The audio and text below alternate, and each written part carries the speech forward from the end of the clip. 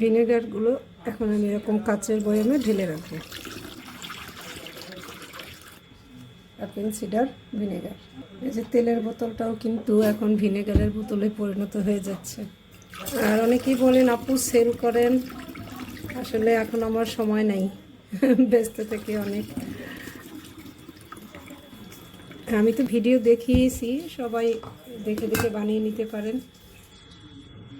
Organic coconut cedar ভিনেগারও বোতলেও এখন আমি Apple cider vinegar রেখে দিচ্ছি। এটা হচ্ছে 1.5 কেজি আপেল থেকে কতটুকু ভিনেগার হলো আমি দেখাচ্ছি আপনাদেরকে। এই হচ্ছে 2 লিটার কিন্তু হয়নি ভিনেগার। আসলে যখন মাদারটা এরকম বড় পড়ে তখন ভিনেগারের পরিমাণ কমে যায়।